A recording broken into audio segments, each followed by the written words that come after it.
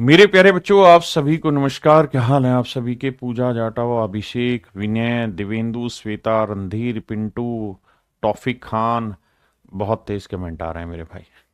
मेरे प्यारे बच्चों, आप सभी को नमस्कार। आप सभी का स्वागत है इस क्लास में। आइए मेरे नन्हे मुन्ने बच्चों, अब हम पढ़ना स्टार्ट करते हैं। आज मेरे दोस्तों, आज हम जो स्टार्ट करने जा रहे हैं वो टाइप 5 पढ़ने जा रहे हैं। टाइप 5 फॉर्मूला बेस्ड है। कुछ टर्मोलॉजी है जिनको हमें समझना है, फार्मूले यूज होंगे इसमें। और अगर बात करें करंट में, तो फार्मूला बेस्ड प्रोबेबिलिटी के बहुत सारे सवाल एग्जाम में पूछे जा रहे हैं। तो आइए मेरे दोस्तों, अब हम इसी बात पर चर्चा करते हैं। मेरे बच्चों, एक शब्द होता है जिसे हम कहते हैं odds in favour. Odds in favour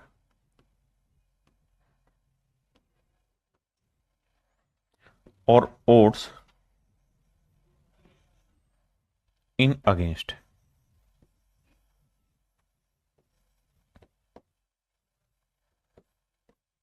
odds in favour and odds in against.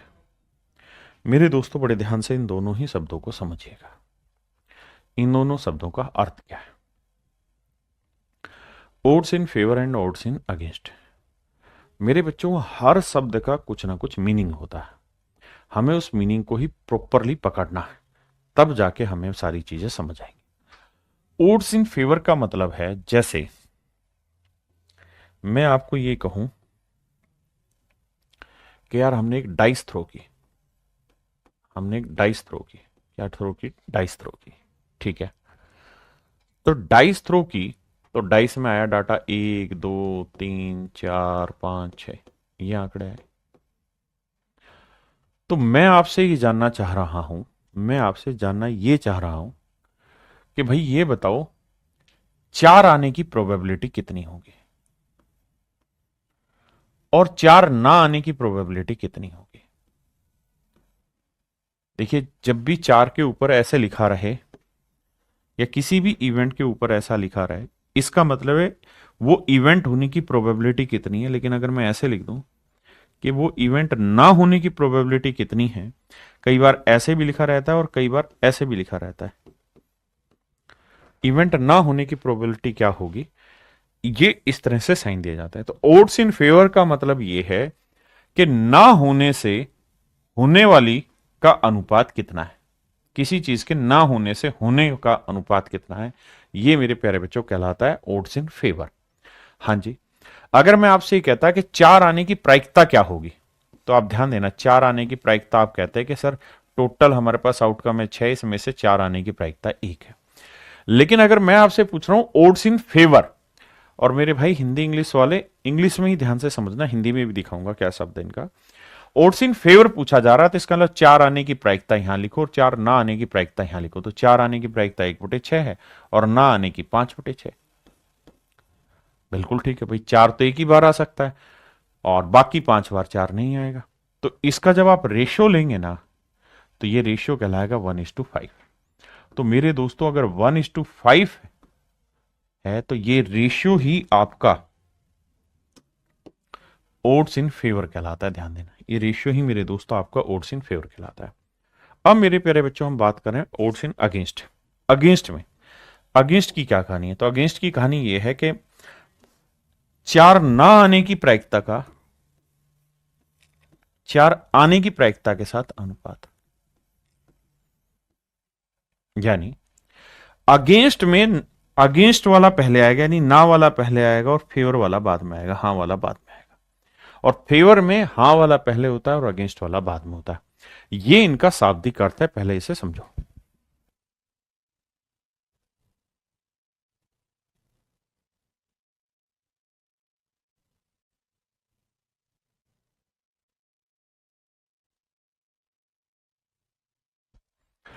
मेरे नन्हे मुन्ने बच्चों, मुझे उम्मीद है अब आपको ये बात समझ आई होगी। ये इसकी डेफिनेशन है।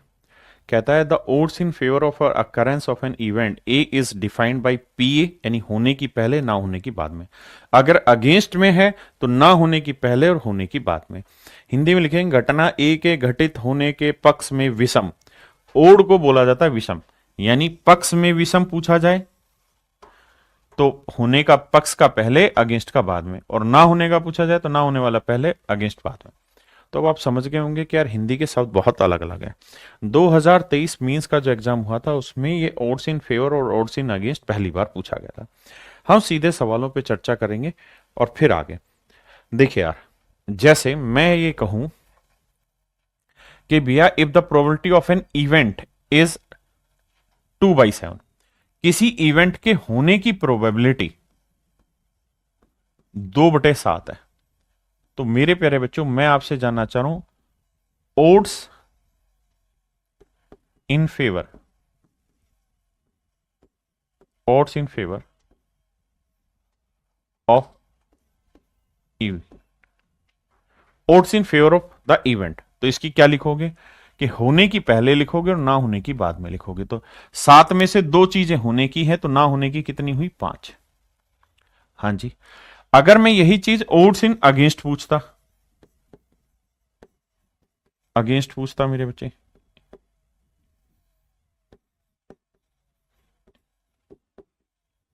अगेंस्ट पूछता, तो अगेंस्ट में मैं लिखता ना होने की पहले और होने की बाद में। तो 7 में से 2 होने की है और ना होने की 5। बस इतनी सी बात है और इससे अलावा कुछ भी नहीं है इसके अंदर। सीधा सवालों पे आते हैं।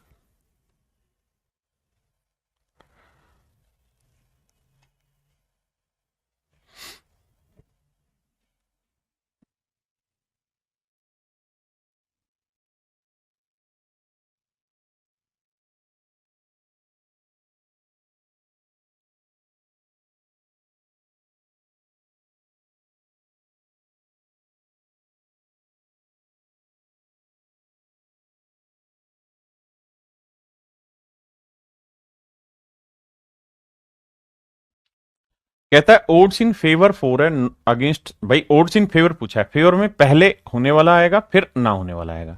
तो अब कह रहा है कि इसके ना होने की प्रायिकता कितनी है, तो ना होने की में टोटल चांसेस 7 और 4 11 हुए, और ना होने की पूछिए तो 7/11। तो आंसर होगा मेरे दोस्तों 7/11। हिंदी में पढ़ोगे तो फंस जाओगे, ई के विरुद्ध संभावनाएं, यहां आ जाओ। The odds against an event is 3/4। Odds against की बात हो रही है, तो odds against of an event E R 3:1। Against मतलब पहले ना होने वाला आएगा फिर होने वाला आएगा, पहले ना होने वाला आएगा फिर होने वाला आएगा। तो मेरे बच्चे टोटल आउटकम कितने हुए? 7, और ना होने वाले कितने हैं, और यहां तक की बात आ गई समझ में। अब पूछ रहा है कि the probability of an occurrence of the event, तो इवेंट होने की कितनी संभावना है। तो भैया टोटल आउटकम है 7, उसमें से होने के कितने चांस है? 4। तो आंसर होगा 4/7, दैट इज ऑप्शन बी।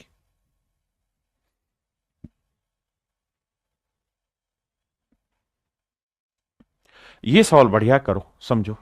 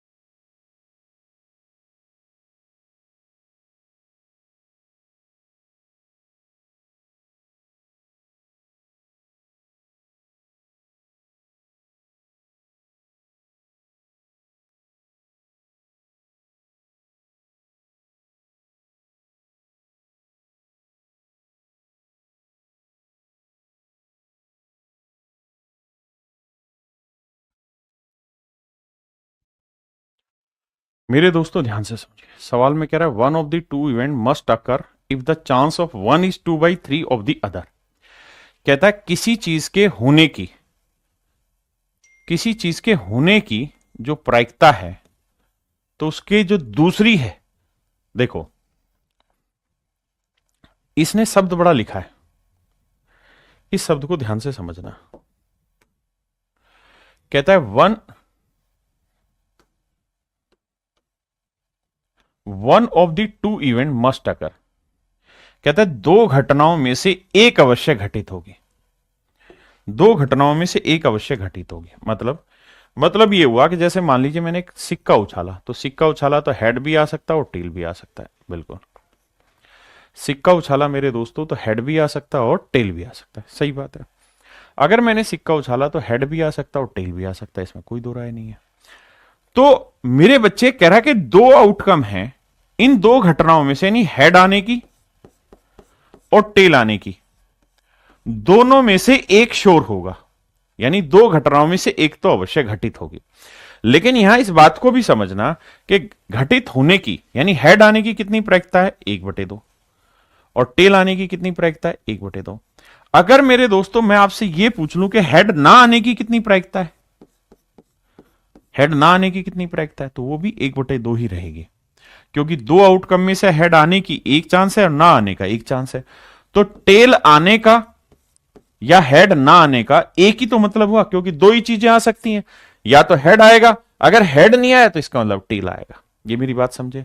तो सवाल में यही कह रहा है कि दो घटनाओं में से एक घटित जरूर होगी, और सवाल में यह कह रहा है कि एक के घटित होने के जो चांस है वो दूसरे के घटित होने के चांस के 2/3 गुना है। यानी मान लो ये कोई दूसरी घटना है बी, इसके चांस घटित होने के 3 है, तो दूसरी इवेंट ए, इसके चांस 2। ऐसा सवाल में कह रहा है। कहता है one of the two event must occur, इन दोनों में से कोई एक इवेंट होना चाहिए। If the chance of one is 2/3, किसी एक के होने के चांस 2/3 है, मतलब दूसरे के 3 है तो एक का 2 हिस्सा होगा। ऐसा सवाल कह रहा है।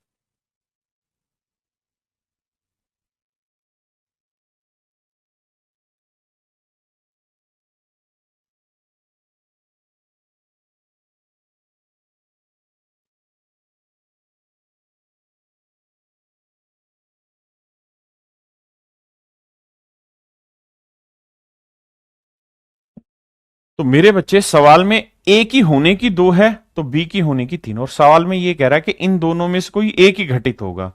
तो इसको मैं ऐसे भी तो कर सकता हूं कि भाई ए के ना होने की प्रायिकता वही होगी जो बी के होने की। आपने कहा ठीक है।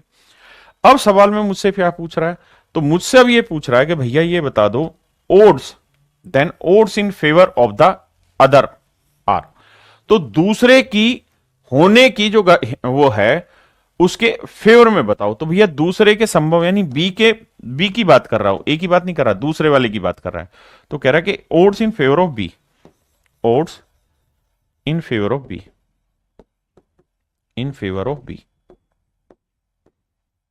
Odds in favour of B, कि बी के होने की प्रायिकता बतानी क्या होगी। तो मेरे बच्चे बी की होने की प्रायिकता कितनी है, 3। और मेरे बच्चे जो ए की होने की है वही सच मायने में बी के ना होने की, क्योंकि दो में से एक पॉसिबल होना है। तो इसका मतलब odds in favour of B में बी के होने की पहले लिखते हैं और अगे ना होने की बाद में, तो ना होने की लिखेंगे 2। तो आंसर आएगा 3:2, दैट इज ऑप्शन डी। ये मेरे प्यारे बच्चों ऑप्शन डी मेरा सही आंसर होगा। ये मेरे प्यारे बच्चों ऑप्शन डी आपका करेक्ट आंसर होगा। क्लियर है, इस बात को ध्यान से समझो।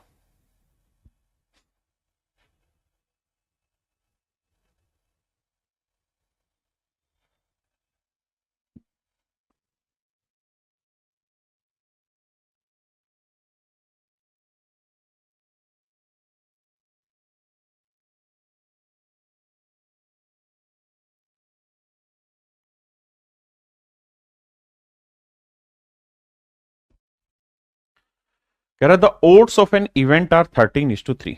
किसी चीज के होने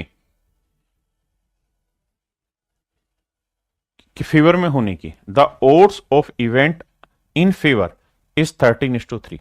मतलब फेवर में 3 है, अगेंस्ट में 3 ना, फेवर में 13, अगेंस्ट में 3 है। तो कहता है प्रोबेबिलिटी ऑफ ए की बताइए क्या होगी। तो मेरे दोस्तों टोटल आउटकम कितने हैं, 16। इसमें से होने के कितने चांस है, 13। मेरा आंसर हो जाएगा 13/16। मेरा आंसर हो जाएगा 13/16।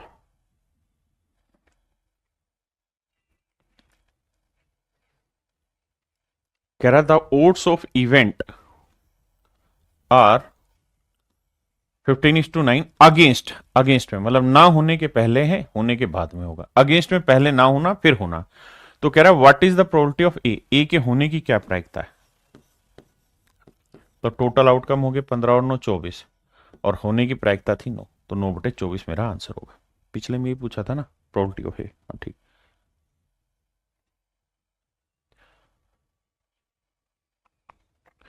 करिए मेरे प्यारे बच्चों, बहुत ही प्यारा सवाल है, आराम से समझो फिर समझाऊंगा।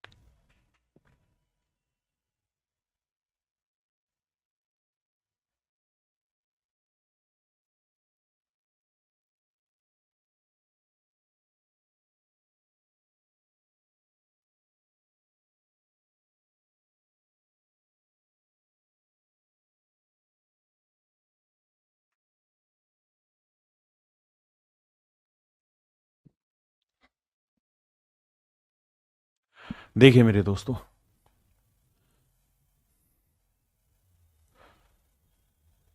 एक भाई कह रहा है क्लास नोट्स कौन सा लूं। मेरे बच्चे, जो तेरा दिल करे वो ले। देखो अरिथमेटिक के अलग आते हैं, नंबर सिस्टम, सिंप्लीफिकेशन, अलजेब्रा और इन सारे चैप्टर के जो क्लास नोट्स है वो अगले सप्ते आएंगे, भी प्रिंट ही नहीं हुए हैं, तो परेशान मत हो, उनमें टाइम लगेगा।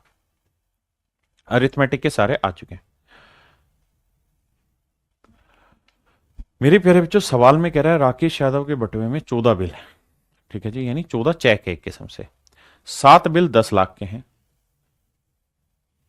हिंदी इनकी खतरनाक है इसलिए उस पर मत जाना। कहता है 14 टोटल कुल मिला के चेक है, जिसमें से 7 चेक तो 10 लाख के, 10 लाख के 7 चेक है। उसका बाद कहता है 50 लाख के 2 चेक है। 50 लाख के मेरे प्यारे बच्चों 2 चेक है। 1 करोड़ रुपए का एक चेक है। 1 करोड़ रुपए का एक चेक है। 2 करोड़ के यही कह रहा है ना, नहीं 4 और 1 करोड़, 4 चेक है 1 करोड़ के। और भैया 2 करोड़ का एक चेक है, ध्यान से देखना, 2 करोड़ का एक चेक है। यही नंबर ऑफ चेक है, बिल्कुल ठीक है सर। अब सवाल में मुझसे ही पूछ रहा है he passes seeking donation for the Indian army and decide to select one bill at random. कहता उसने डिसाइड किया कि भाई मैं इनमें से किसी एक चेक को ही दूंगा किसी को। Army decide to select one bill at random from her wallet. कहता किसी एक ही चेक को मैं देने वाला हूं, मतलब एट रैंडम इनमें से किसी एक चेक को देने वाला हूं। तो सवाल पूछ रहा है कि बताओ भाई odds in favour of his selecting a cheque और भी 50 लाख, कि 50 लाख का चेक सेलेक्ट करने का ओड्स इन फेवर क्या रेशियो होगा या क्या प्रोबेबिलिटी होगी। तो मेरे बच्चे सबसे पहली बात तो ये देखा करो आप कि भाई 50 लाख का चेक सेलेक्ट करने की टोटल प्रोबेबिलिटी कितनी है। Probability of getting 50 lakh cheque, तो आप कहेंगे सर वो होगी, टोटल चेक कितने थे 14, और 50 लाख के कितने चेक है 2, 2/14, 2 से काटेंगे सर, आंसर होगा 1/7। आंसर होगा मेरे प्यारे बच्चों 1/7, बिल्कुल ठीक है। लेकिन वो कह रहा है odds in favour, odds in favour, odds in favour, odds in favour of selecting a 50 lakh cheque. तो इसका मतलब सेलेक्ट करने का पहले लिखोगे और ना होने का बाद में। तो भैया 7 में से एक ही बार तो सेलेक्ट होगा और 6 बार नहीं होगा। तो मेरे बच्चे ओड्स इन फेवर जो होगा वो होगा 1:6, दैट इज ऑप्शन ए। मेरे प्यारे बच्चों ऑप्शन ए, बी नहीं बेटा। 7 तो टोटल आउटकम है, सात मतलब 14 आउटकम में से 50 दो तरीके से निकल सकता था, यानी 7 में एक बार आएगा। लेकिन उसने पूछा ओड्स इन फेवर, तो ओड्स इन फेवर का मतलब है आने के पहले लिखो, ना आने के बाद में। तो 7 में से एक बार आएगा, तो 6 बार नहीं आएगा। हाँ जी, गलती मत करा को। आई।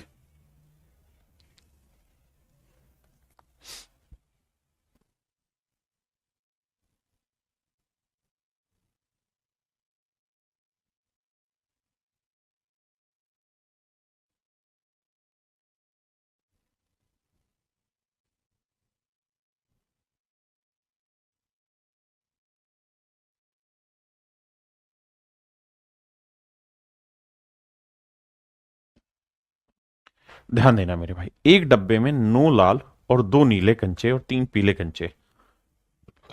9 लाल हैं भाई, 2 ब्लू हैं और 3 येलो है। हाँ या ना?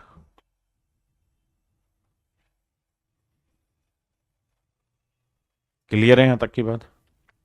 कहता है यदि आप बॉक्स से यादृच्छिक रूप से एक का चयन करते हैं, किसी एक कंचे को बाहर निकालते हैं, तो सबसे पहले ये बताओ कि नीला कंचा आने की कितनी संभावना है, बाकी चीजें बाद में। तो आप कहेंगे टोटल कंचे 9 और 2 11 और 3 14। बिल्कुल ठीक बात है।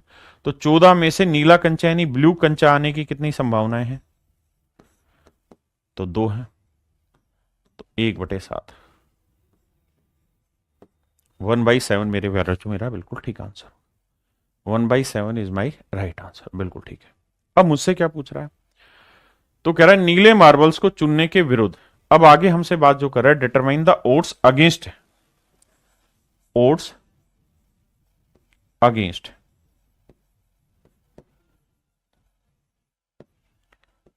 Of blue colour. तो ओड्स अगेंस्ट निकालना है, तो सबसे पहले आपको क्या करना है, ब्लू कलर आने की कितनी और ना आने की कितनी है, इसी का रेशियो आएगा। तो 7 में से ब्लू कंचे आने की एक ही प्रायिकता है, तो ना आने की कितनी होगी मेरे बच्चे? 6। तो मेरा आंसर होगा 1:6। मेरा आंसर होगा मेरे भाई 1:6। या अगेंस्ट पूछा हुआ है, अगेंस्ट है, सॉरी सॉरी सॉरी सॉरी, अगर अगेंस्ट पूछा है माफ करिएगा, तो ना आने की पहले और आने की बाद में, तो 7 में से एक आने की है, तो ना आने की कितनी हुई? 6। तो आंसर होगा 6:1, that is option D, option D.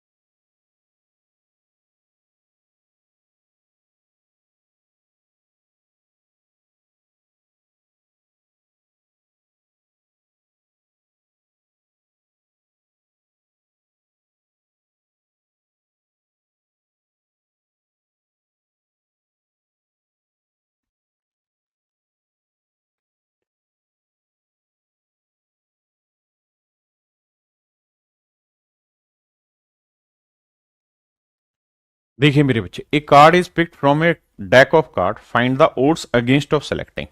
कहता है भैया ताश के पत्तों से मैंने ताश मतलब ताश के पत्ते मैंने फेंटे, 52 पत्तों की ताश की गड्डी से, तो मुझे बताना है ओड्स अगेंस्ट, तो मुझे बताना है odds against, against of A heart, कि पान की पत्ती आने के कितने हैं। तो मेरे प्यारे बच्चों सबसे पहले मुझे बताओ हार्ट आने की कितनी प्रायिकता है। तो आप कहेंगे पान के पत्ते होते हैं 13, तो 52 में से 13 पत्ते होते हैं पान के, तो 13 चौको 52, 1/4। इसका मतलब टोटल आउटकम 4 हैं, तो उसमें से पान के पत्ते आने के एक चांस है। उसने पूछा मुझे ओड अगेंस्ट, क्या पूछा? Odd against. तो अगेंस्ट में पहले ना आने की लिखूंगा, फिर आने की लिखूंगा, तो 4 में से एक आने का, ना एक आने का है मेरे भाई, तो 3 ना आने का। तो आंसर होगा 3:1। मेरे प्यारे बच्चों मेरा आंसर होगा 3:1। अब आते हैं दूसरे पे। A7 सत्ती का, और ये ध्यान रखना ओड्स अगेंस्ट है, फेवर में नहीं है। तो इसमें क्या करना है, इस पे लगातार सवाल पूछे जा रहे हैं, मींस में भी पूछा हुआ है। तो पहले आप ये निकालो सत्ता निकालने के कितने चांस है। तो सर सत्ती कितने होती है, 4 52 में, तो 1/13, तो 13 में एक सत्ता होता है।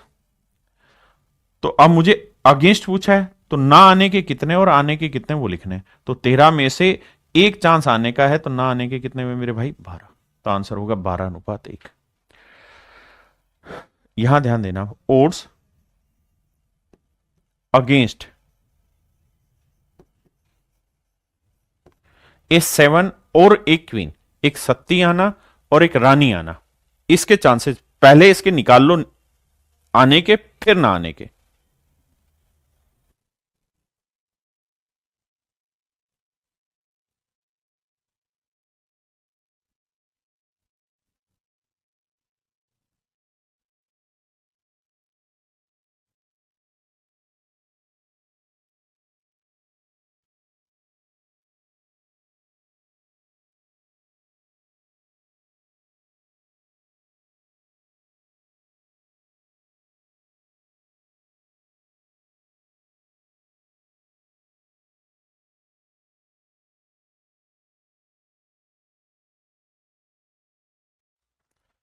देखिए मेरे बच्चे, ये बताओ कि 7 कितने होते हैं।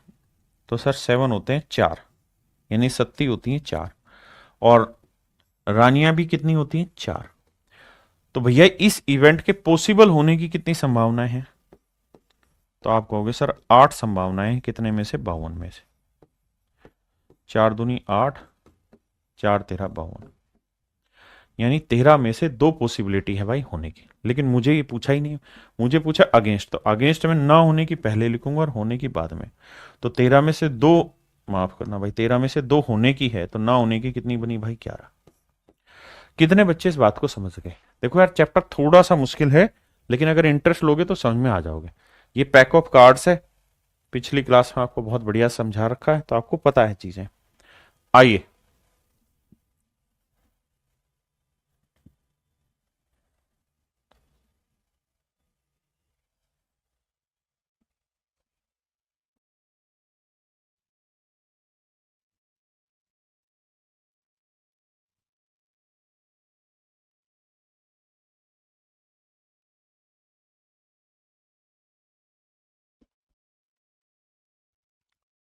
मेरे बच्चों पहले इस शब्द को समझते हैं, और वाले को,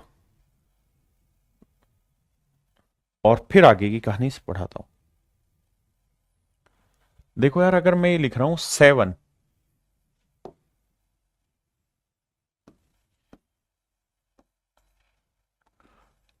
और हार्ट, ऐसे लिख रहा हूं, तो इसका मतलब मेरे दोस्तों जानते हो क्या हुआ। और का मतलब हिंदी में या कहते हैं। या का मतलब होता है वो भी सारे चांसेस ले लो जो जिसमें 7 है, वो भी ले लो जिसमें हार्ट भी है, और वो भी ले लो कुछ पत्ते जो 7 और हार्ट दोनों में कॉमन है। तो अगर देसी भाषा में कहें तो सत्ती कितनी होती है, 4, और पान के पत्ते कितने होते हैं, 13। लेकिन एक सत्ती ऐसी होगी जो पान की भी है। भाई यही तो है, भाई पान के कितने पत्ते हुए, 13। हार्ट के कितने पत्ते होते हैं, 13। 7 के कितने हैं, 4, सत्ती 4 होती है। अब मेरे दोस्तों एक ऐसा नंबर है, एक 7 ऐसा नंबर है जो पान का भी होगा और 7 भी होगा। तो होगा क्या कि पान वाली सत्ती आपने यहां पे भी जोड़ दी, यहां पे भी जोड़ दी, 2 बार थोड़ी जोड़ोगे, तो उसे एक बार एडजस्ट करोगे। तो आंसर आएगा 13 और 4 17 में से 1 गया 16। या आप यूं करोगे कि 7 है तो सत्ती 4 हुई और हार्ट के 13, लेकिन 13 में से एक सत्ती जा चुकी, तो बची कितनी, 12, 12 और 4 16 करोगे। हाँ जी। लेकिन अगर मेरे दोस्तों मैं आपको ये लिखूं 7 एंड हार्ट, तो इसका अर्थ कुछ और है। एंड का मतलब दोनों, दोनों, और दोनों का मतलब कॉमन। मतलब वो नंबर ढूंढो, मतलब वो पत्ते ढूंढो जिसमें 7 भी है और पान भी है, 7 भी और पान भी है। मतलब सत्ती भी हो और पान की हो, यानी ऐसे नंबर ढूंढने जो इन दोनों में कॉमन आए। तो सर एक ही ताश का पत्ता ऐसा है, एक ही ताश का पत्ता ऐसा है, और वो ताश का पत्ता है मेरे भाई कौन सा? वो ताश का पत्ता है ये सत्ती। ये पान में भी शामिल है और ये सत्ती भी है। ये वाला जो 7 है ये पान में शामिल नहीं है, ये भी नहीं है, ये भी नहीं है। तो मेरे बच्चे जब भी एंड वर्ड का इस्तेमाल हो रहा है ना, तो इसका मतलब इन दोनों में कॉमन की चर्चा हो रही है, और कॉमन फिर केवल एक ही शब्द है, दूसरा नहीं। वो एक ही सत्ती है, वो पान की है। ठीक है जी। तो इसमें कंफ्यूजन मत रखना, थोड़ी देर में इसको डिटेल में समझाऊंगा। बताइए।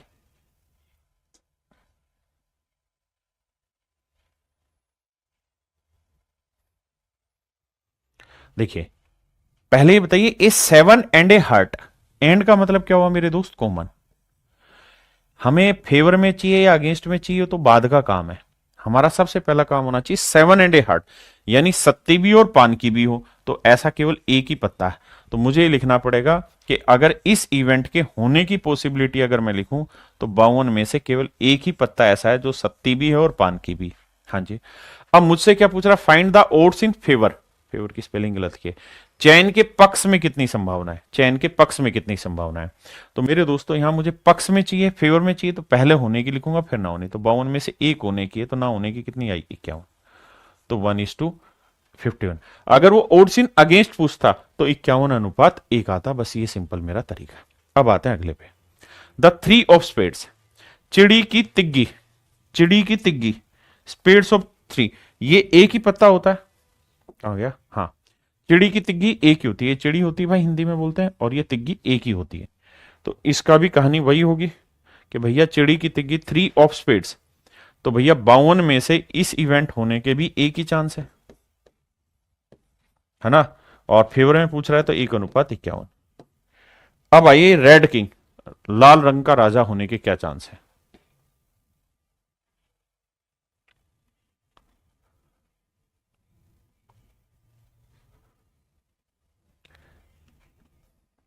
तो मेरे दोस्तों सबसे पहले इसकी निकाल लेते हैं होने की। तो सर रेड कलर के राजा दो होते हैं। इवेंट पॉसिबल कितने तरीके से होते हैं? तो सर 52 में से होगा क्या कि दो राजा हो सकते हैं लाल रंग के, दो काले के होते हैं। 2 एकम 2, 2 26 52। तो आंसर आया 1/26। 1/26 आया। अब मुझसे पूछा है फेवर में। फेवर का मतलब पहले मैं होने वाला लिखूंगा फिर ना होने वाला। तो मेरे बच्चे 26 में से एक तरीके से हो सकते हैं, तो कितने तरीके से नहीं हो सकते? 25। तो ये होगा मेरे बच्चे मेरा इसका राइट आंसर 1:25। हाँ जी।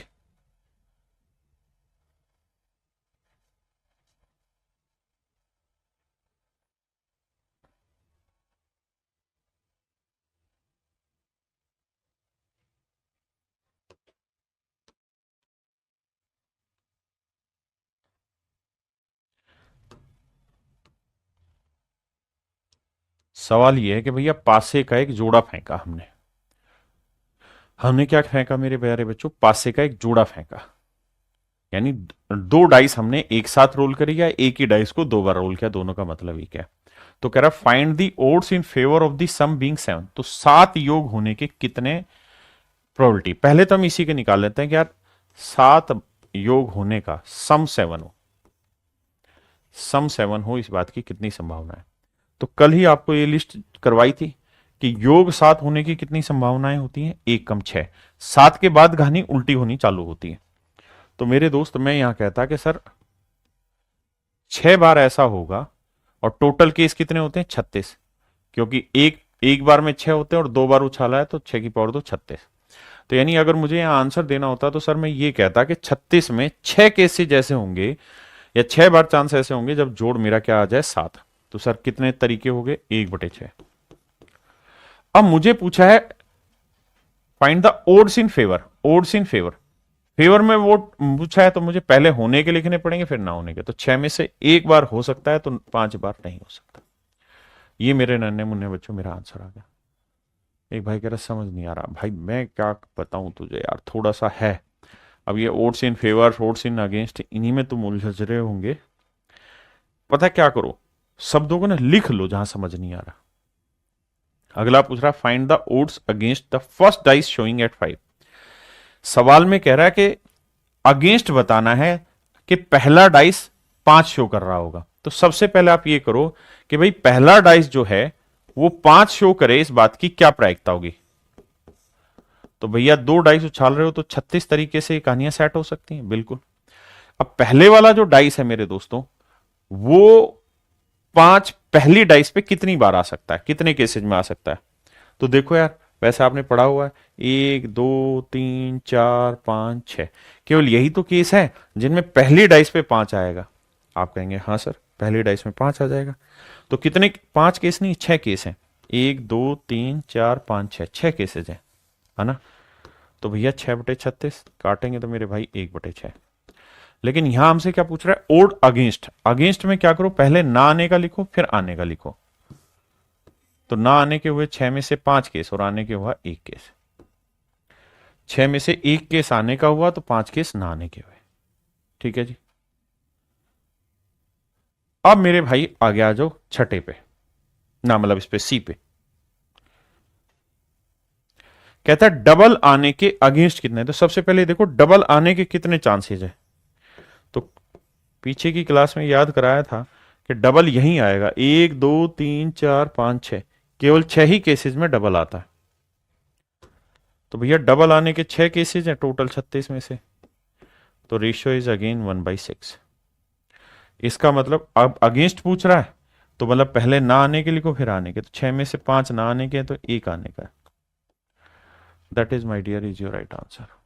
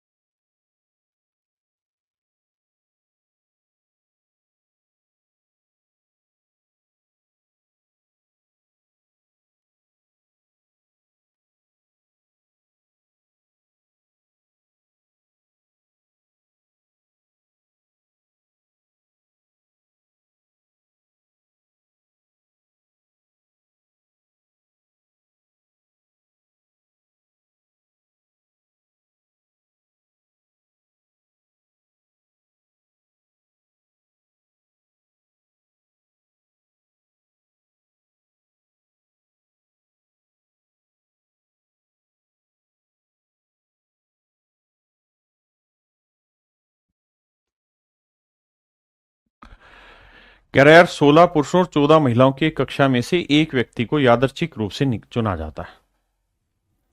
16 पुरुष है, 16 मेल है और 14 फीमेल है। कहता है 1% is selected at random from A class of this and this, find the odds against selecting. तो कहता है ओड्स बताना है और इनके साथ बताना है, ओड्स अगेंस्ट सेलेक्टिंग ए वुमेन, एक औरत के सेलेक्ट होने के खिलाफ। तो सबसे पहले क्या करो, वुमेन सेलेक्ट होने की प्रायिकता बताओ।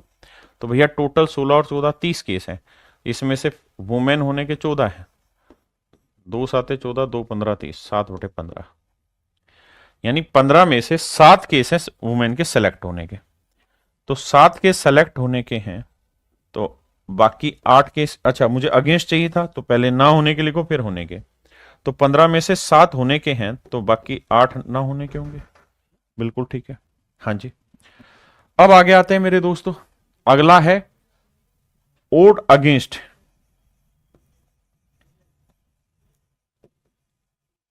एमेन कि आदमी के ना चुने जाने की कितने अगेंस्ट में प्रायिकता है। तो पहले बताओ मैन के चूज होने की प्रायिकता कितनी है।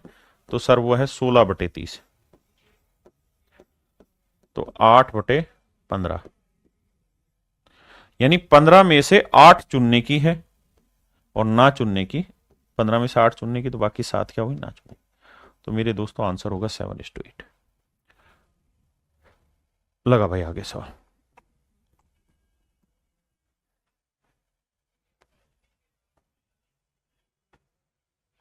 राजू सिक्का दे दिया तुझे।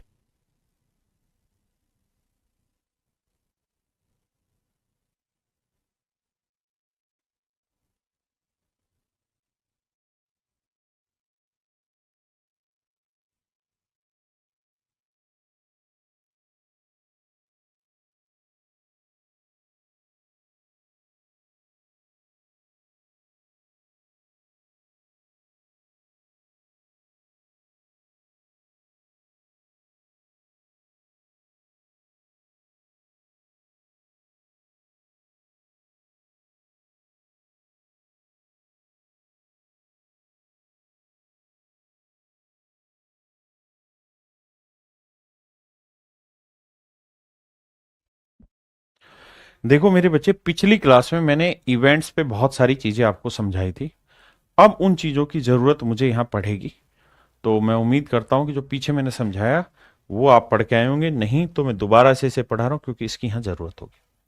देखिए, श्योर इवेंट्स आप जानते हैं, इसमें मुझे बताने की जरूरत नहीं। इम्पॉसिबल इवेंट्स भी आप जानते हैं, मुझे बताने की जरूरत नहीं। कॉम्प्लीमेंट्री इवेंट्स भी आप जानते हैं। कॉम्प्लीमेंट्री इवेंट में भी किसी चीज के होने की और ना होने की जो प्रायिकता का जोड़ होता है वो वन होता है, that is complementary event. Exhaustive event भी आसान है। एग्जॉस्टिव इवेंट का मतलब ये है कि जब बहुत बहुत सारे इवेंट का के जो एलिमेंट्स हैं उनका जोड़ उसके सेट के इक्वल आ जाए तो वो एग्जॉस्टिव इवेंट होती है। दोबारा भी समझा दूंगा मेरे प्यारे बच्चों। कुछ चीजें अब ऐसी जरूरी हैं जिनके जाने बिना हमारा काम नहीं चलेगा। सबसे पहले तो इक्वली लाइकली इवेंट हमें पता होना चाहिए। दूसरा, म्यूचुअली एक्सक्लूसिव इवेंट हमें पता होना चाहिए। इंडिपेंडेंट इवेंट अब हमें बहुत अच्छे से क्लियर होना चाहिए, और डिपेंडेंट इवेंट हमें बहुत अच्छे से क्लियर होना चाहिए, क्योंकि यहां मेरे दोस्तों हमें चीजों को समझने की जरूरत पड़ेगी। अब आते हैं कहानी पर। जो जो बता रखा है उसकी जरूरत नहीं, इंडिपेंडेंट इवेंट को समझते हैं। देखिए यार, क्योंकि यहां बहुत खतरनाक लेवल पे इनकी जरूरत पड़ेगी, और अगर यहां ये कॉन्सेप्ट नहीं समझेंगे तो दिक्कतें आ जाएंगी। मेरे दोस्तों ध्यान से देखिए। देखो यार, इंडिपेंडेंट इवेंट दो तरीके से समझ सकते हैं।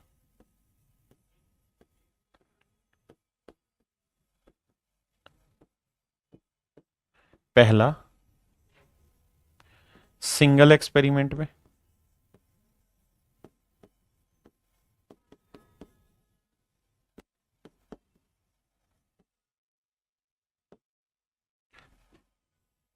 और दूसरा है मेरे प्यारे बच्चों,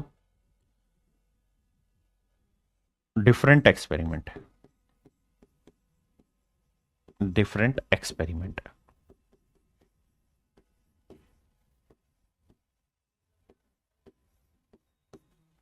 डिफरेंट एक्सपेरिमेंट।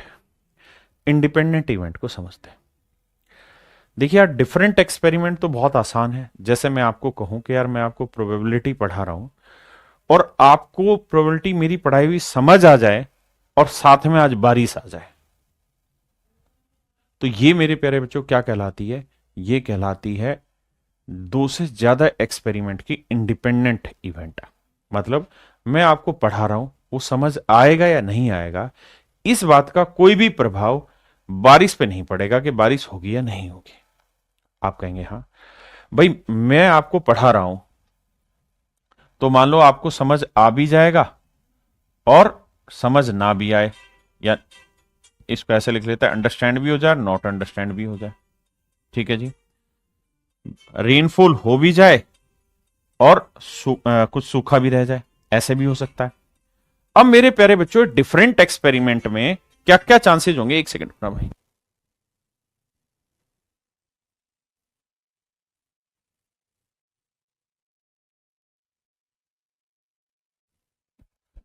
डिफरेंट एक्सपेरिमेंट को बड़े ध्यान से समझना मेरे बच्चे। डिफरेंट एक्सपेरिमेंट क्या कहता है कि दो अलग अलग इवेंट है। मान लेते हैं कि जो मैं आपको पढ़ा रहा हूं, यार ये फोन परेशान कर रहा है, एक सेकंड रुकी जाना।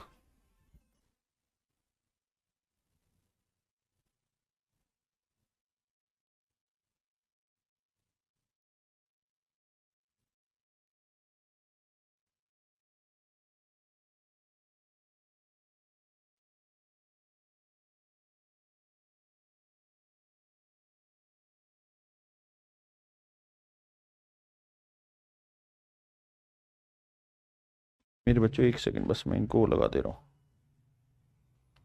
साइलेंट मोड पे। अब ठीक है। हम्म।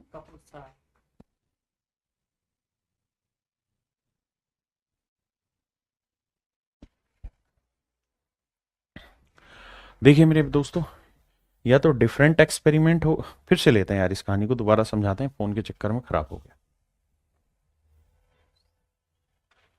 दोबारा समझाता हूं भाई, अब फोन नहीं आएगा, टेंशन है। देखो यार मेरे बच्चे, इंडिपेंडेंट इवेंट दो तरीके से संभव होता है, आराम से समझते हैं। इंडिपेंडेंट इवेंट को दो तरीके से समझाते हैं। एक होता है सिंगल एक्सपेरिमेंट हो, यानी एक ही एक्सपेरिमेंट हो रहा हो, रैंडम एक्सपेरिमेंट, सिंगल एक्सपेरिमेंट हो। एक है कि दो या दो से ज्यादा भी एक्सपेरिमेंट हो, दो या दो से ज्यादा एक्सपेरिमेंट हो, से ज्यादा एक्सपेरिमेंट हो, क्योंकि इस पे आपसे लगातार सवाल पूछे जाने हैं। ध्यान से इसको समझिए मेरे प्यारे बच्चों। अगर सिंगल एक्सपेरिमेंट होगा तो उसमें इंडिपेंडेंट इवेंट कब होगा, और दो या दो से ज्यादा एक्सपेरिमेंट होगा तो उसमें इंडिपेंडेंट इवेंट कब होगा, दोनों बातों को समझते हैं। पहले तो मेरे बच्चे यहां मैं समझाता हूं। जैसे मान लीजिए मैंने एक सिक्का उछाला, तो सिक्का उछाला तो हेड भी आ सकता है रिजल्ट में और टेल भी आ सकता है, बिल्कुल। अब मैंने जी एक दूसरा एक्सपेरिमेंट देखा आज, कि आज बारिश हो भी सकती है और नहीं भी हो सकती। ये दोनों के दोनों जो काम मैंने किए, दो रैंडम एक्सपेरिमेंट के, पहले एक सिक्का उछाला और फिर मेरे प्यारे बच्चों मैंने देखा कि बारिश होगी या नहीं होगी। तो दोनों में मेरे दोस्तों आपस में कोई रिलेशन नहीं है, एक दूसरे का कोई भी डिपेंडेंसी नहीं है ना। तो मेरे प्यारे बच्चों इसको हम कहते हैं इंडिपेंडेंट इवेंट। लेकिन क्या यहां पे भी पॉसिबिलिटी होती है? बिल्कुल होती है, उसी बात को समझाता हूं। भाई ऐसा हो सकता है कि मेरा हेड आ जाए और सेम उसी समय बारिश भी हो जाए। ऐसा भी हो सकता है कि हेड आए लेकिन बारिश ना हो। ऐसा हो सकता है कि सर टेल आ जाए, बारिश हो जाए। ऐसा हो सकता है कि टेल आए और बारिश ना हो। तो सर कितने सैंपल स्पेस बनते हैं? 4 सैंपल स्पेस बनते हैं। 4 सैंपल स्पेस बनते हैं मेरे प्यारे बच्चों। कितने सैंपल स्पेस बनते हैं? 4 सैंपल स्पेस बनते हैं। लेकिन मतलब सैंपल स्पेस में 4 एलिमेंट आते हैं। लेकिन सच बात यह है कि एक दूसरे का किसी पे कोई इंपैक्ट नहीं है, दोनों के दोनों इंडिपेंडेंट इवेंट है यहां पे, है ना। अब सिंगल अगर एक्सपेरिमेंट किया जाए तो क्या यहां पे इंडिपेंडेंट इवेंट बन सकता है? हाँ ये बन सकता है, लेकिन ये तब जब रिप्लेसमेंट हो चीज की। कैसे समझाता हूं। रिप्लेसमेंट हो चीज की, जैसे मान लीजिए मेरे पास ये कोई बैग है और इस बैग में एक बॉल है येलो कलर की, दूसरी बॉल है येलो कलर की, तीसरी बॉल है येलो कलर की, ठीक है जी, और एक है व्हाइट कलर की बॉल, दूसरी भी व्हाइट कलर की बॉल। अब ध्यान देना, क्योंकि यहां पे ये चीजें समझनी बहुत जरूरी, इन्हीं पे सवाल बेस्ड होगा मेरे दोस्तों। अगर मैं आपसे ये कहूं कि यार येलो बॉल निकालने की कितनी प्रायिकता है, तो आप कहोगे भाई टोटल आउटकम है 5, इसमें से येलो बॉल आने के 3 तरीके हैं। हाँ जी, तो पहली बार मैंने येलो गेंद निकाली तो उसकी प्रायिकता 3/5 है। अब मान लीजिए मैंने ये गेंद मेरी निकल के आ गई, अब मैंने कहा कि रिप्लेसमेंट कर दो जी, है ना। मतलब निकाल ली है तो दोबारा डाल दो, रिप्लेस कर दो इसको वापसी से, ठीक है जी। यानी गेंद निकाली, आपने देख ली, वापसी से उसमें डाल दिया। अब मेरे दोस्त मुझे ये बताओ कि दोबारा मैं येलो गेंद निकालूं दूसरी टाइम, ये 2 बार नहीं, मतलब 2 येलो नहीं, सेकंड टाइम है, फर्स्ट टाइम। तो अब येलो गेंद निकालने की कितनी प्रायिकता होगी? तो आप कहेंगे सर इस समय तो फिर से वही 5 गेंदें हैं और येलो गेंद कितनी है? 3। तो ये मेरे प्यारे बच्चों मेरा कहलाता है क्या? इंडिपेंडेंट इवेंट कहलाता है, जब मैं रिप्लेसमेंट अलाउ कर दो कि यार निकालो फिर से वापसी मिला दो। हाँ जी, ये मेरे प्यारे बच्चों कहलाता है क्या? इंडिपेंडेंट इवेंट कहलाता है। लेकिन अगर मेरे बच्चों मैं इसी केस में आपको सिंगल एक्सपेरिमेंट में इस बार चेंज कर दे रहा हूं, और चेंज ये कर रहा हूं कि भैया रिप्लेस नहीं करोगे, विदाउट रिप्लेसमेंट, विदाउट रिप्लेसमेंट, कि रिप्लेस नहीं करोगे। तो भाई मैंने पहली बार येलो गेंद निकाली, तो मान लीजिए ये गेंदें निकली तो कितने चांस हुए? 3/5, क्योंकि टोटल आउटकम 5 है और जो मैं निकालना चाह रहा हूं उसमें 3 येलो। अब मेरे बच्चों मैंने एक गेंद लेट से निकाली और निकाल के बाहर रख दी, अब मैं उसको रिप्लेस नहीं कर रहा हूं, दोबारा नहीं मिला रहा हूं। तो सेकंड टाइम येलो गेंद निकालने के क्या चांस होंगे? तो सर अब आउटकम कितने हैं? 1 2 3 4, और इसमें से येलो गेंद के कितने हैं? 2। तो मेरे प्यारे बच्चों टोटल फेवरेबल आउटकम हुए 1/2। तो मेरे नन्हे मुन्ने दोस्तों ये जो कहानी है इसको हम कहते हैं डिपेंडेंट इवेंट। डिपेंडेंट इवेंट, इसे हम कहते हैं डिपेंडेंट इवेंट। यानी जब एक की प्रोबेबिलिटी दूसरी पे डिपेंड कर गई, हाँ जी, और अगर मेरे बच्चे में सिर्फ रिप्लेसमेंट रखता तो सिंगल एक्सपेरिमेंट में वो कहलाता इंडिपेंडेंट इवेंट। क्लियर है जी। अब कहानी को लेके चलते हैं mutually exclusive event. Mutually exclusive event पे, म्यूचुअली एक्सक्लूसिव इवेंट क्या होता है ध्यान से देखिए। मान लीजिए मेरे दोस्तों मैंने एक सिक्का उछाला, तो सिक्का उछाला तो हेड आ सकता है और टेल आ सकता है। तो मैं कहूं कि यार हेड आने की प्रोबेबिलिटी और टेल आने की प्रोबेबिलिटी, तो बताओ इसमें हेड आने में कौन कौन से एलिमेंट आपके शामिल होंगे। तो आप कहेंगे एक ही आएगा, और टेल आने में यही आएगा। तो मेरे बच्चों मुझे ये बताओ कि या तो ये आएगा या तो ये पॉसिबल होगा या ये पॉसिबल होगा। ऐसा नहीं होगा कि दोनों एक साथ पॉसिबल हो जाए। मतलब ऐसा नहीं होगा कि हेड भी आ जाए और टेल भी आ जाए, नहीं। हेड आया तो टेल नहीं आएगा और टेल आया तो हेड नहीं आएगा। जैसे और एग्जांपल लेके समझाता हूं, क्योंकि कॉन्सेप्चुअली क्लियर करने जरूरी है। मान लीजिए मेरे दोस्तों मैंने एक डाइस रोल किया, और डाइस रोल किया तो क्या क्या रिजल्ट आए, एक आया, दो आया, तीन आया, चार आया, पांच आया, छह आया। मैंने डाइस रोल किया और डाइस रोल करने पे मेरे पास छह रिजल्ट आ गए, बिल्कुल ठीक है। अब मैं आपसे सिर्फ ये जानना चाहता हूं कि अगर ये छह रिजल्ट आए हैं तो मुझे ये बताओ कि इवन नंबर आने के,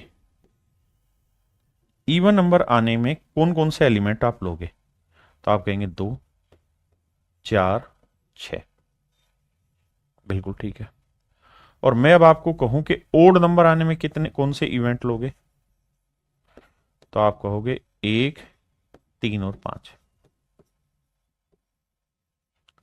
तो मेरे प्यारे बच्चों ये दोनों के दोनों म्यूचुअली एक्सक्लूसिव इवेंट है। म्यूचुअली एक्सक्लूसिव इवेंट है। क्यों? क्योंकि जब ये हो रहा होगा ना तो ये नहीं होगा, और जब ये होगा तो ये नहीं होगा। तो म्यूचुअली एक्सक्लूसिव का मतलब हैपन्स ओनली वन, या जो अकर होगा ना, occurrence will be exclusive, exclusive, या नो कॉमन, नो कॉमन। दोनों तरीके से इस बात को समझो। इंडिपेंडेंट इवेंट अलग चीज है और म्यूचुअली एक्सक्लूसिव इवेंट अलग चीज है। इंडिपेंडेंट इवेंट जो है मेरे दोस्तों वो सिंगल एक्सपेरिमेंट में भी हो सकता है और दो या दो से ज्यादा रैंडम एक्सपेरिमेंट में भी हो सकता है। लेकिन म्यूचुअली एक्सक्लूसिव इवेंट जो है वो एक ही एक्सपेरिमेंट में होगा। और इसका मतलब यह है कि अगर इवन आ गए हैं तो ओड नहीं आएगा, और अगर ओड आ गए हैं तो इवन नहीं आएगा, यानी दोनों में से कोई एक ही चीज पॉसिबल होगी। ठीक है जी। अब मेरे दोस्तों हम बात करते हैं डिपेंडेंट इवेंट। मैंने यही समझा दिया आपको कि डिपेंडेंट इवेंट क्या होगा।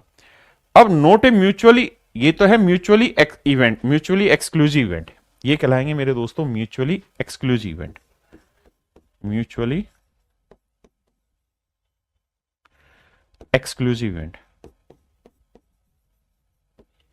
इवेंट। अगले की हम बात कर रहे हैं। अगर मैं आपको कहूं कि यार मुझे प्राइम नंबर बताओ, प्राइम नंबर के क्या क्या चांसेस हैं, तो आप कहेंगे प्राइम नंबर हुए सर दो, इनमें से तीन, पांच।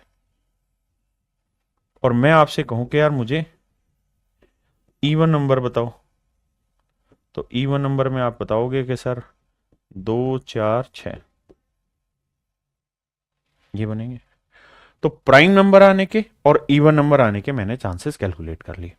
मेरे प्यारे बच्चे ये बताओ क्या ये दोनों म्यूचुअली एक्सक्लूसिव हैं कि जब प्राइम आएगा तब इवन नहीं आएगा? नहीं सर, नहीं है। क्यों? क्योंकि सर ध्यान से देखोगे तो आपको पता चलेगा कि दो क्या है, प्राइम नंबर में भी आता है और इवन नंबर में भी आता है।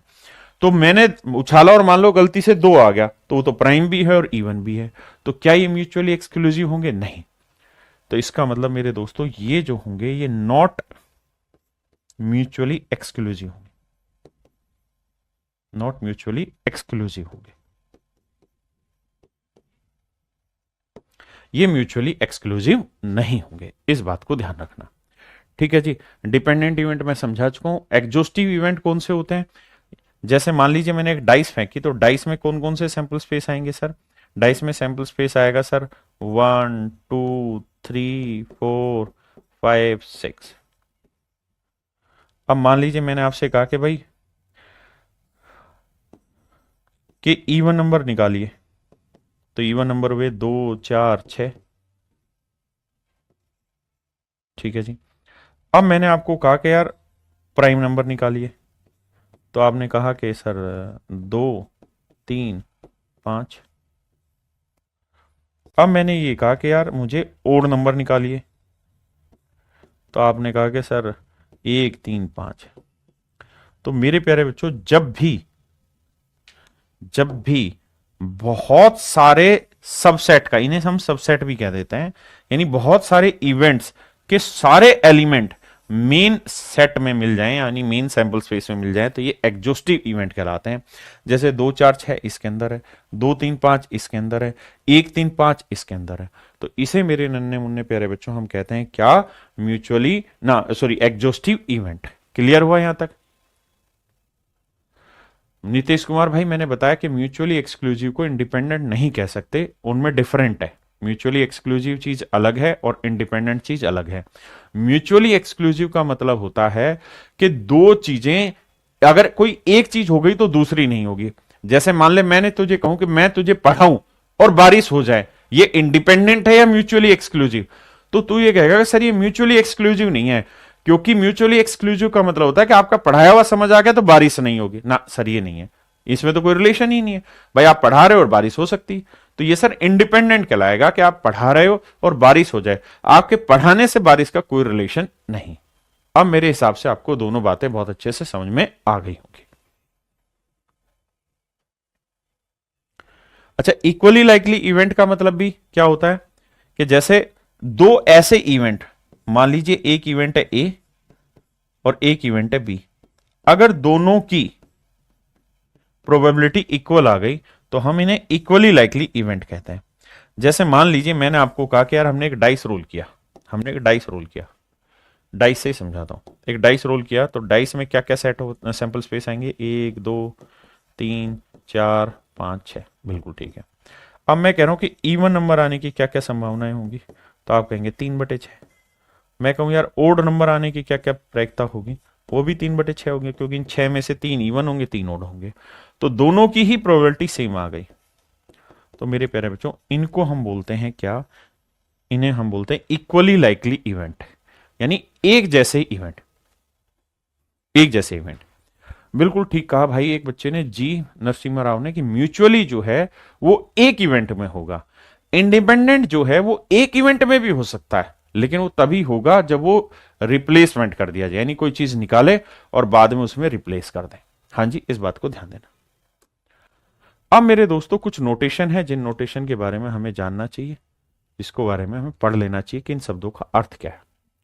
देखिए यार, किसी चीज के होने की प्रायिकता को अगर मैं ए मानूं, यानी किसी चीज के होने को ए मानूं, तो ए के ना होने को हम लिखते हैं ए के ऊपर बार लगा के, या बहुत बार ए पे डैश भी लगा देते हैं, ऐसा लिखा जाता है।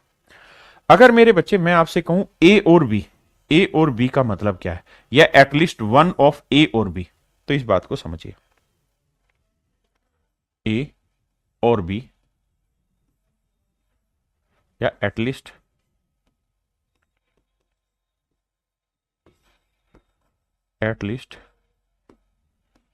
ए और बी, ये जो लिखा है एटलीस्ट वन ऑफ ए और बी, एटलीस्ट वन ऑफ ए और बी, दोनों शब्दों का मतलब क्या है और क्या कहानी है वो समझाता हूं। बहुत जानदार और शानदार चीज है, कॉन्सेप्ट ही क्लियर करा रहा हूं, अगर हो जाए तो देखना मेरे दोस्त। मैं आपको एक सवाल में कह रहा हूं, मैं कह रहा हूं यार 1 से 10 तक की गिनती लिख लो, या 1 से 8 तक की गिनती लिख लो, तो 1 2 3 4 5 6 7 8। 1 2 3 4 5 6 7 8 लिख लिया जी। अब मैं आपसे जानना चाह रहा हूं, 1 से 8 तक की हमने गिनती लिख दी, क्या ए जो है उसको मैंने माना है इवन नंबर, ए को मैंने एक इवेंट रखा है जिसमें इवन नंबर है, सम संख्या है, सम संख्या है। और बी मैंने एक दूसरा इवेंट लिया है, number greater than 3, number greater than 3। Than 3। 3 से बड़ी संख्या, 3 से बड़ी संख्या, 3 से बड़ी संख्या। बी को हमने नंबर लिया 3 से बड़ी संख्या मेरे दोस्तों। अब हम कहानी को आगे लेकर चलते हैं। ए जो हमने लिया मेरे दोस्तों, वो क्या लिया है, हमने नंबर इवन लिए हैं, और बी जो लिया है वो नंबर 3 से बड़े लिए। तो मेरे दोस्तों अगर मैं आपको ये कहूं कि भाई इसमें कौन कौन से डाटा आ रहे हैं, तो इवन नंबर में आप कहेंगे 2 आ रहा है, 4 आ रहा है, 6 आ रहा है, 8 आ रहा है, यही आ रहा है। अब मैं आपको कह रहा हूं कि यार 3 से बड़े नंबर, तो 4, 5, 6, 7, 8 ये नंबर आ रहे हैं। और मेरे प्यारे बच्चों अगर मैं आपसे पूछ रहा हूं कि भाई A union B, A union B या ए और बी या एटलीस्ट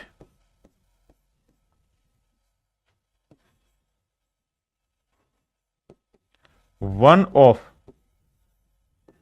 ए और बी, तो इसका मतलब क्या हुआ? देखो यार, ए यूनियन बी का मतलब ए और बी के अंदर जितने एलिमेंट है सबको मिला के लिख दो। ए और बी के अंदर जितने एलिमेंट है सबको मिला के लिख दो। यूनियन का मतलब सबको मिला के लिख दो। जैसे मैं अगर बनाऊं तो ए में कौन कौन से एलिमेंट है सर? 2, 4, 6, 8। बी में कौन सा एलिमेंट है सर? 4, लेकिन 4 तो लिखा जा चुका। ठीक है जी, 4 तो लिखा जा चुका। अब क्या है जी? 5, 5 लिख दो। 6, 6 तो लिखा जा चुका। 7 लिखो सर। फिर है 8, 8 तो ऑलरेडी लिखा हुआ। भाई रिपीटेशन थोड़ी करना है। तो ये कहलाएगा मेरे दोस्तों A union B. A union B, A union B का मतलब है वो सारे एलिमेंट भी ले लो जो ए में है, वो सारे एलिमेंट भी ले लो जो बी में है ना, और उन दोनों को मिला के लिख दो। ये कहलाएगा ए यूनियन बी। इसी को हम कहते हैं ए और बी। और एटलीस्ट वन ऑफ ए और बी, एटलीस्ट का कम से कम, मतलब कम से कम ए के सारे हों, बी के सारे हों, या ए और बी दोनों में जो हो वो सारे लिखो। जैसे 2, 4, 6, 8 और यहां 4, 5, 6, 7 देखोगे तो मेरे दोस्तों यहां पे आप देखोगे कि एटलीस्ट ए में कौन कौन से हैं जो ए और बी में नहीं है। तो 2 एक ऐसा एलिमेंट है जो ए में है, और 5 और 7 ऐसे एलिमेंट है जो बी में है केवल, है ना। इसका मतलब ओनली ए प्लस ओनली बी, और फिर प्लस में ए एंड बी। ध्यान से देखोगे तो ओनली ए में कौन सा है? ऐसा एलिमेंट जो केवल ए में है। जैसे ध्यान दोगे तो 4, 6, 8 यहां पे भी, 4, 6, 8 यहां पे भी है, तो ए की एलिमेंट है। बी में कितने एलिमेंट है? 5 और 7, क्योंकि ये दो ऐसे एलिमेंट है जो केवल बी में है। और मेरे बच्चे 4, 6, 8 ये 3 एलिमेंट ऐसे हैं जो तीनों में। तो टोटल एलिमेंट हुए 3, 2, 5 और 1, 6। यहां पे भी देखोगे तो 2 और 4, 6 एलिमेंट आ रखे हैं। तो ये कहलाता है मेरे प्यारे बच्चों ए यूनियन बी का मतलब। ये कहलाता है मेरे दोस्तों ए यूनियन बी का मतलब। समझ गए? तो ए यूनियन बी का मतलब क्या होता है उस बात को समझते हैं। देखो मेरे भाई, अब ए यूनियन बी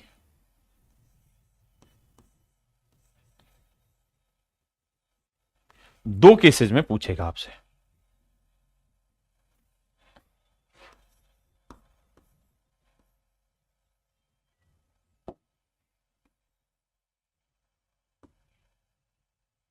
दो केसेस में पूछेगा। पहले केस में पूछेगा म्यूचुअली एक्सक्लूसिव में,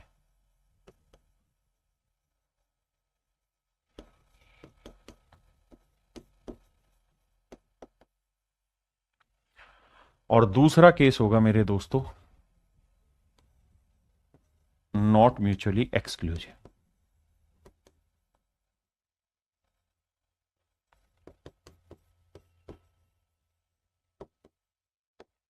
ध्यान देना, जैसे मैं आपको कहूं कि यार मैंने एक डाइस को रोल किया, और जब डाइस को रोल किया तो 6 रिजल्ट मेरे पास निकल के आए। कौन कौन से 6 रिजल्ट निकल के आए मेरे दोस्त? 1, 2, 3, 4, 5, 6। 6 रिजल्ट मेरे प्यारे बच्चों मेरे को निकल के आए। अब मैंने एक इवेंट ए लिया। ए में मैंने क्या क्या लिया है? मैंने ले लिए प्राइम नंबर 2, 3, 5 प्राइम नंबर है। और बी मैंने एक इवेंट ले लिया जिसमें मैंने सारे इवन नंबर लिए हैं, तो 2 4 6। तो सबसे पहले मुझे ये बताओ, ये दोनों म्यूचुअल एक्सक्लूसिव हैं या नहीं है? ए और बी दोनों इवेंट म्यूचुअली एक्सक्लूसिव है कि नहीं है? तो आप कहेंगे सर ए और बी दोनों म्यूचुअली एक्सक्लूसिव नहीं है। क्यों? क्योंकि दोनों में कॉमन आ रहा है, तो नॉट म्यूचुअली एक्सक्लूसिव हो गए।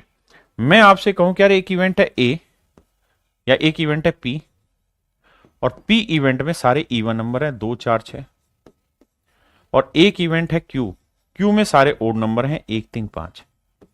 तो मेरे दोस्त ये बताओ म्यूचुअली एक्सक्लूसिव है या नहीं? बिल्कुल है, क्योंकि म्यूचुअली एक्सक्लूसिव का मतलब होता है कि या तो ये आएगा रिजल्ट या ये आएगा, इनमें कोई सा कॉमन रिजल्ट नहीं आएगा। आप कहेंगे बिल्कुल। और मेरे दोस्तों कॉमन शब्द को ही हम इंटरसेक्शन कहते हैं। कॉमन शब्द को ही, कॉमन जो शब्द होता है इसी को हम हिंदी में एंड कहते हैं। इसका नोटेशन जो होता है वो इंटरसेक्शन होता है, इसे इंटरसेक्शन से शो करता है। लाइट गई, या परेशान नहीं होना, आ जाएगी 1 सेकंड में, बाकी आपको कंटेंट दिख रहा है। इसे ही हम इंटरसेक्शन को बोलते हैं, ओबेनिस्ट बोलते हैं। अगर मैं आपको बोल रहा हूं कि A intersection B, A intersection B, या मैं आपको कह रहा हूं ए एंड बी, तो इसका मतलब है कि वो एलिमेंट लो जो ए और बी दोनों में कॉमन है, वो एलिमेंट लो जो ए और बी दोनों में कॉमन है। ये मेरे दोस्तों इंटरसेक्शन का मतलब है। आपने कहा जी ठीक है। तो मेरे बच्चे म्यूचुअली एक्सक्लूसिव में अगर मैं आपसे ये पूछूं कि पी इंटरसेक्शन क्यू क्या होगा, तो आपका जवाब होगा 0। क्यों? क्योंकि पी और क्यू में कुछ भी कॉमन नहीं आएगा। म्यूचुअली एक्सक्लूसिव में, म्यूचुअली एक्सक्लूसिव का मतलब दोनों में कुछ भी कॉमन ना हो, तो इसमें हमेशा इंटरसेक्शन 0 आता है। इसमें मैं पूछूं कि भाई ए इंटरसेक्शन बी क्या होगा, तो सर इसमें एक एलिमेंट कॉमन आ रहा है और वो एलिमेंट है 2, यहां एक भी एलिमेंट कॉमन नहीं आ रहा। तो मेरे प्यारे बच्चों अगर यहां आपसे पूछा जाता पी यूनियन बी, या पी और बी, या एटलीस्ट 1 ऑफ पी और क्यू, ये पूछा जाता तो इसका फार्मूला हो जाता P A plus P B. कारण क्या है कि अगर मैं यूनियन पूछ रहा हूं तो यूनियन का मतलब दोनों के एलिमेंट शामिल होने चाहिए। तो इसका एलिमेंट है 2 4 6, इसके एलिमेंट है 1 3 5। तो मुझे कुछ नहीं करना, मुझे बस ये करना है कि ए के एलिमेंट 3 है, बी के एलिमेंट भी 3 है, जोड़ दो, तो ये मेरा डायरेक्ट आंसर है। लेकिन मेरे प्यारे बच्चों अगर मैं आपसे ये कह दूं कि भाई मुझे बताओ ए यूनियन बी का मतलब यहां, तो ए यूनियन बी का यहां मतलब होगा वो एलिमेंट जो ए में है, वो एलिमेंट, नंबर ऑफ एलिमेंट जो ए में है, वो एलिमेंट जो बी में है, और वो एलिमेंट इसमें से घटाने होंगे जो दोनों में होंगे। जैसे ये एक एलिमेंट ऐसा है जो ए में भी काउंट हो चुका हो, बी में भी, क्योंकि यहां इनका इंटरसेक्शन आएगा, यहां इनका इंटरसेक्शन आएगा। तो मेरे बच्चे ए में कितने एलिमेंट है? 1 2 3। बी में कितने एलिमेंट है? 3। और दोनों में कॉमन कितना एलिमेंट है? 1। तो 3 3 6 में से 1 गया 5।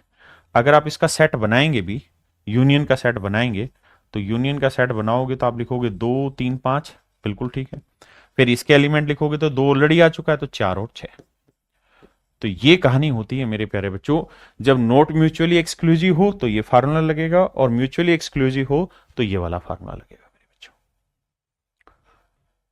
उम्मीद है मेरे प्यारे बच्चों आपको मेरी बात समझ आई होगी। तो इन डेफिनेशन को इतना पढ़ के आइए, बाकी कल मिलते हैं। Thank you.